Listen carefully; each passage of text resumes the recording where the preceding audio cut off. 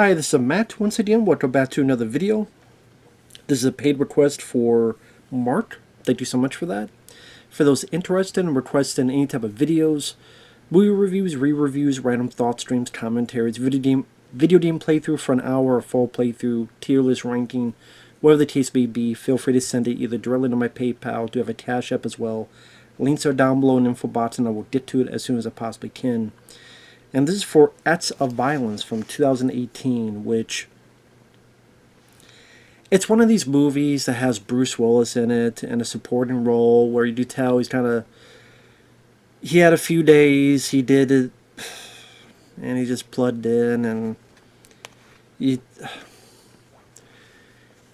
I'm not going to be too hard on the guy in terms of we now know that he was going through aphasia, the early remnants of it. Maybe he didn't even know what was going on. Maybe he did. I don't know. Wanted to keep it quiet. Because I don't know if it's ever said when that whole thing started.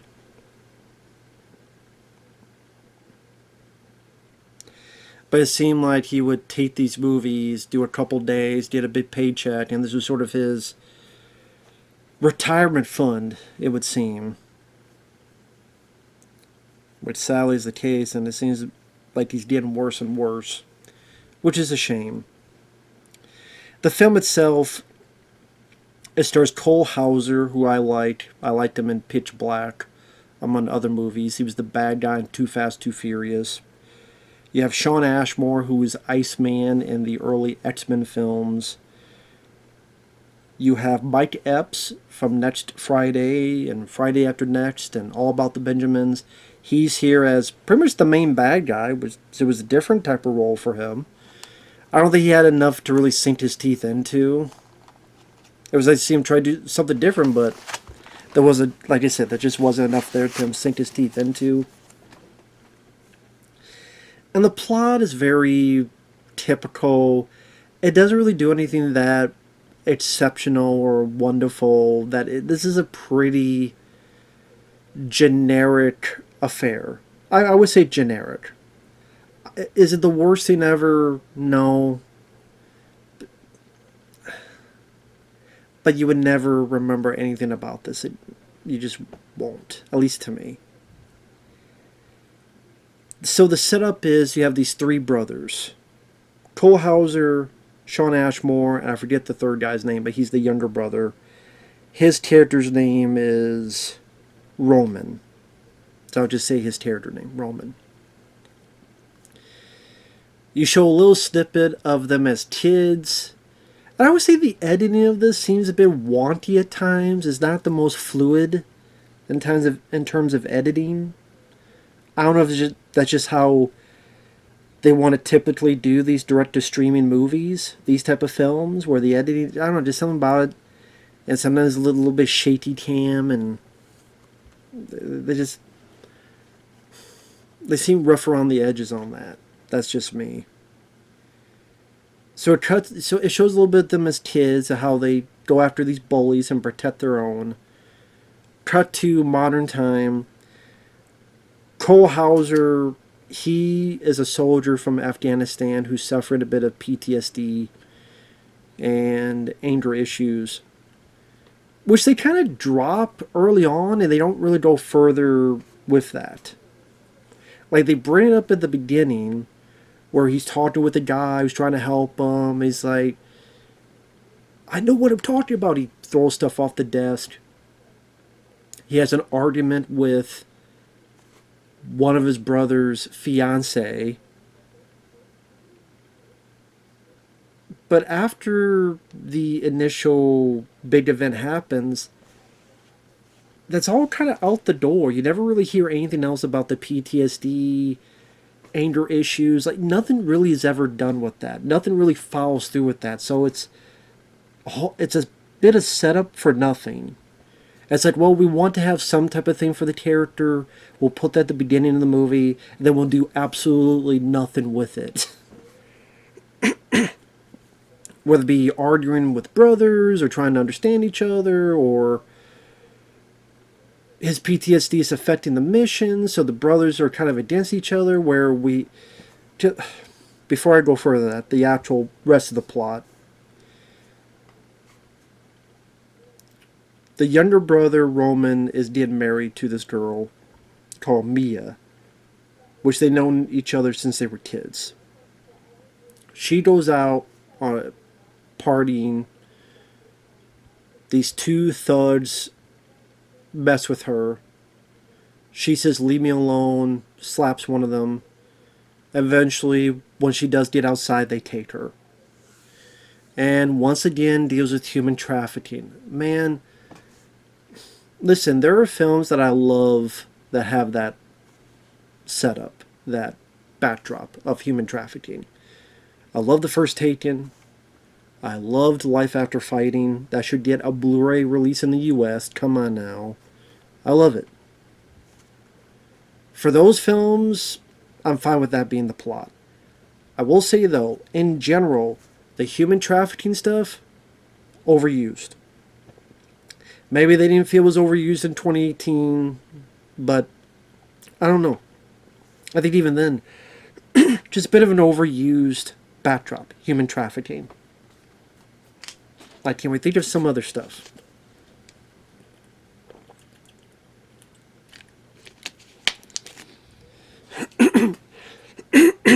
Sorry about that. So, with that said, Cole Hauser and Shawn Ashmore get together with the younger brother Roman, and the three of them don't go try to find Roman's fiancée and go after the bad guys. And then the head bad guy, the businessman, is Mike Epps. Bruce Willis is in the film because he's a detective, along with this, I forget the lady's name, and there's an early scene where there's this raid, and they find one of the trafficking girls dead, and Bruce Willis chases a guy onto a roof, and either he gets beat up or his double gets beat up. He does a throw, the guy's hanging off the roof, and Bruce Willis doesn't help him, so the guy falls to his death. And Bruce, it's just sad to see him. I mean, once in a while, he's in an office shuffling papers, he's in an office talking, or he's sitting in a car watching. Well, that's much later in the film. And he doesn't, after that little bit, he doesn't have a whole lot to do until like the very, very end of the film. Because in the beginning of that section, he shoots a gun a little bit. But you see Bruce, he's just like I was saying, and I'm getting frustrated, and I'm losing my cool, because as much as Bruce was a dick to people throughout the years, growing up with the guy, loving his movies, loving what he brought to entertainment, Die Hard, Blind Date, The Last Boy Scout, the first 4 Die Hard films, The Fifth Element, Unbreakable, Pulp Fiction, even films I like Mercury Rising and Last Man Standing, and films I think are underrated.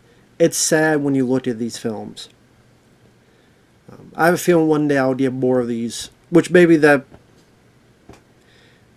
be worth it, just to go through these Bruce Willis films, just to get them out of my basement, so to speak, and finally watch them. But it's just sad when you watch this. You could see him slipping away. You could see he even says at one point, "I'm tired."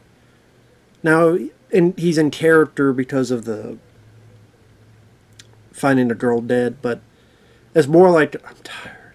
He's sleepy. The whole performance is sleepy. Like a lot of these direct-to-streaming, sorry. I'm always going to be used to saying direct-to-video, even if it's streaming. I'm just grew up in that era. He's sleepy. He's just sleepy, tired, whispery. His eyes are low like this, and he's shuffling through his words, and there's nothing really that witty, funny of a line that he says, or a pump full of energy in a scene where he really yell and screaming and showcases acting. This is very sleepy. And there you go. Once in a while, Okay, if I go through just the Bruce Willis scenes, like I said, you first see him, this lady, and others are the police that go on this raid. I mentioned the whole stuff with the rooftop. And the human trafficking girl, he's sad that she's dead. Then he's in the office, he's ready to call the parents of that girl. Then talked in an office with people where deep down he wants these three guys to succeed because he has a past history with Mike Epps and he knows they're bad people. Mike Epps and them. There's a shooting range where there's a little bit of conversation. Bruce Willis, can I still be on the case? Sure you can. And Bruce Willis shoots a bit at the shooting range.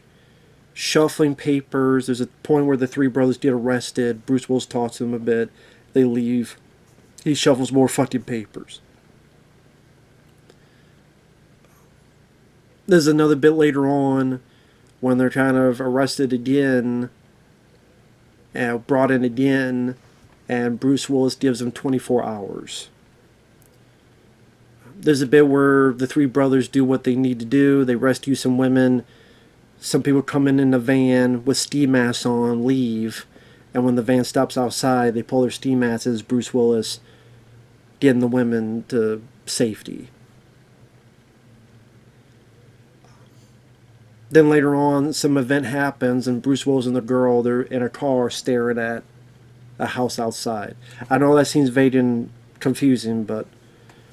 And then there's one bit at the end, which I'll say is one of the last bits in the movie. So that's what I mean. Bruce Willis doesn't have a whole lot to do. Like a lot of these movies. He's in it for, at most, 15 minutes, at most. You could probably count 8 minutes, 7, 10, give or take. He got in there, got a big paycheck, a couple days' work. Very sleepy, very tired, very monotone performance. Anybody could play the role. He doesn't get to... The only time he showcases a bit of humor is he quits his job as a detective, and when he's leaving, he's going, and behind him he does this with his middle fingers. He's kind of doing this to the captain or whatever. That was like the one funny bit. The rest of the movie, like I said, Cole Hauser, they bring up this bit with the PTSD. They don't do anything afterward.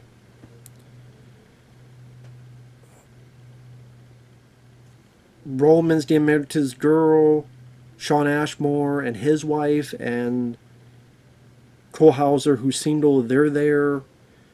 And the fiance, Mia, is like, hey, you don't come to our wedding? Well, I'll try to. What do you mean you try to? Well, I mean, I don't want to lie to you. I said, I got things going on. Well, why would you cancel? I'm not saying, I just don't want to lie to you. And he's like, I hope it works out. Relationship. Mia becomes a bitch. Like the Mia in Resident Evil 7, speaking of which. The video game. Because he's trying to explain this PTSD that he has, issues that he has, which we don't get a full understanding what happened over there. We just get bare hints at the beginning in the scene with this other guy where he's talking. And he's like, well, I'll try to get to your wedding if I have to cancel. Well, why would you cancel? Well, I mean, I just don't want to lie, in case something happens. And I hope it works out. Relationships can be tough. And then she's like, well, you know about managing relationships. You've been divorced twice. And then Cole Hauser's like, yeah, I was cheated on twice when I was overseas in Afghanistan. And she's like, yeah, I know. But you should be throwing shade. I'm like, he's not throwing shade. What the fuck is your major malfunction? Is it your time of the month, lady? Bitch. So, Mia, they wrote it so poorly. They made it seem as if Cole Hauser's supposed to be the antagonist, and she's the sympathetic person. So afterwards, she goes out and cries, and her fiance, the younger brother, Roman, comes in, and she's like, we're so nice to him, and we do all this stuff for him. And he's like, well, he's got issues and trying to deal with it. I'm like, she's the one with the issue, too. He was calm, collected, Not yelling, not screaming, not cursing, not calling her a bitch, which I would have, because she is a bitch. He wasn't throwing shade. She's the one threw shade at him by saying, well, you know about managing relationships. You got divorced twice. Why the fuck would you say that? And he'd go, I got cheated on twice. Yeah, I know. Then why the fuck did you say that, bitch?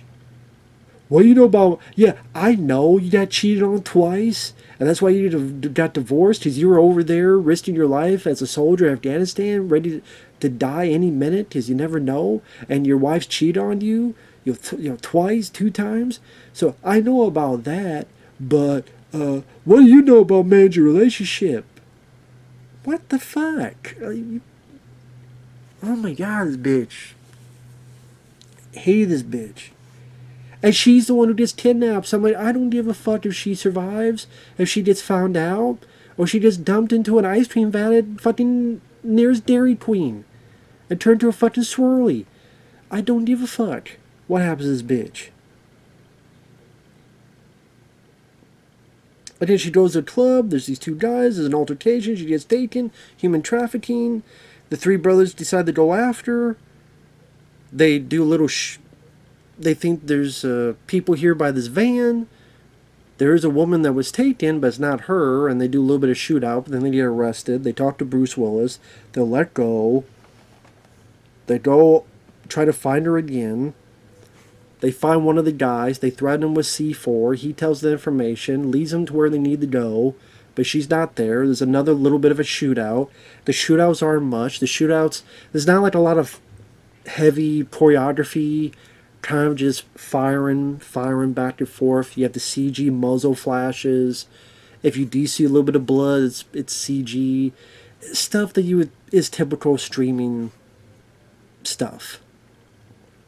There's nothing in terms of camera work, choreography, that they really do anything to really make it seem better than generic, better than mediocre or less. Just very basic shootouts with. I'm not going to shake my camera because I don't want to get unplugged and screw it up. But just imagine, the shaky cam, or not like this, but that way we're doing a handheld, because that means something is happening, to give the illusion that more stuff is happening than it is. Stuff must be happening because there's movement, and there's movement, but no, there's not a whole lot happening.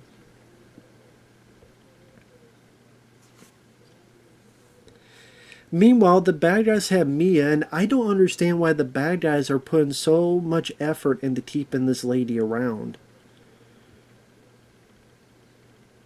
I mean, she's not a bad-looking lady, but I think you can find a lot of other ladies as good-looking or better. She gives you so much trouble and hassle. These guys are coming after you, you find out because of her. Just get rid of her and go about your fucking daily business. Or weekly business. Just get rid of her. Return her, whatever the fuck. Kill her, whatever. She's not worth all this trouble. I don't know why they put up with it. These bad guys. And while the good guys are in the middle of that shootout, that one of the bad guys led them there, but she's not in the cell, the room. She escaped, and she's by this train yard, but then she gets picked up by this poor schmo, older guy, but then she gets caught again because the car gets smashed, and the guy gets killed, and she gets captured again. The 3 brothers, after that little shootout, go back, and somehow, I'm trying to remember how, they figure out what's going on, who these people are, because they went to Shawn Ashmore's place and killed his wife, who's tied up in a chair. He's, of course, upset.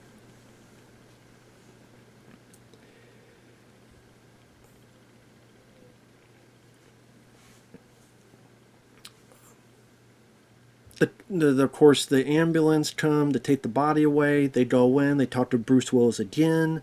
Bruce Willis gives them 24 hours, which I'm sure all cops do that, right? All cops give vigilantes 24 hours to do stuff, but, Bruce Willis is special. He knows the cause.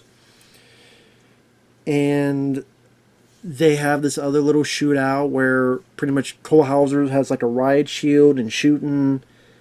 Shawn Ashmore has a sniper rifle, and the third brother's doing whatever the fuck he's doing.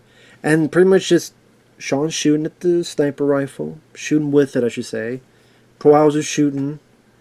None of these people know how to hide, how to use tactics, how to do anything. There's no like big like set piece explosion, big practical like nothing to it. Just the most basic blasé choreography of a shootout scene. Mike Epps gets wounded but gets away. They save all the girls, including the Mia. Bruce Willis and the lady cop come in a van, ski masks on. They get the women in there. They come out. They take the ski mask off. They thank the three brothers. The three brothers go back with Mia. And then that night or so, their place gets shot up by the bad guys. During it, they shoot a couple of the bad guys. Shawn Ashmore gets wounded. Cole Hauser jumps through a window, shoots a bad guy or two. Shawn Ashmore is shooting some. He gets shot and killed. This guy tries to kill Roman and the girl, and Cole Hauser comes and kills that guy. Cradles his dead brother Shawn Ashmore, and then the cops come and they get arrested. Now part of me is like, well, I don't know why they're getting arrested, because it's self-defense. I mean, these people try to shoot him and kill him. Isn't it obvious that they broke into their home and tried to kill him, and they shot in self-defense, but they're getting arrested? But I guess they know all the other stuff in the script, among other stuff. And even that, it's like, okay, you don't get the satisfaction of like a lot of movies where the good guy, the lead, kills the bad guy, whether shoot him in the head or crush his throat, or like Liam Neeson in Taken, or Life After Fighting, where they get the head guy, they kill him in a vicious way or a violent way or embarrassing way, and you don't really get that because Mike Epps gets away. And Bruce Willis quits. And then Bruce Willis finds where Mike Epps at and shoots him in the head. Then shoots him like 7 more times. And then it cuts to a shot where I guess they got out of jail because Cole Hauser, the younger brother Roman, and Mia, they're together, and the other two have a baby, a kid, and they named it after I think, Shawn Ashmore's character. But yeah, the whole thing with the PTSD, the whole thing between Mia and Cole Hauser and them getting mad at each other, and the guy saying, "Oh, we gotta help our brother," or "help my brother." None of that is even brought into play. None of that was even part of the plot or the story. It's like they set it up, but they have no finish and no follow through on that. It's like, no, and the rest of it's just very generic, basic. Go over here, a little bit of shootout. Go over here, search some info, interrogate a guy. Go over here, a little shootout. Get arrested, talk to Bruce Willis a couple times, go to this little shootout, go home, celebrate a bit, this little shootout. If they tried to do that, it was so inconsequential and measly in terms of dialogue and writing that it just passed right over my fucking head and didn't make any amount of impact. Like, even just the way I'm describing it is just the most basic, cliche, typical film. That was it the most egregious film ever? No. But I guarantee you, if you ask me next month the details of this film, I'm going to be like, I don't know. Or I don't remember. Especially a year from now. If you ask me a year from now, I'd be like, I definitely won't remember anything about this film. And that's the thing.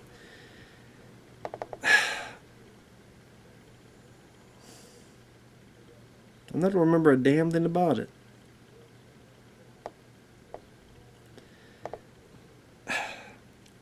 It's not about quality, it's about content. And this is a perfect example of that.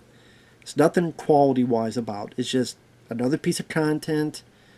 People sift through, they watch a little bit, or watch enough for some retailers or some advertising to get some of their products seen or known about, and you move along to the next one. Dime a dozen. So that said, thanks for watching. Take care. We will see you guys in the next video. Bye-bye for now.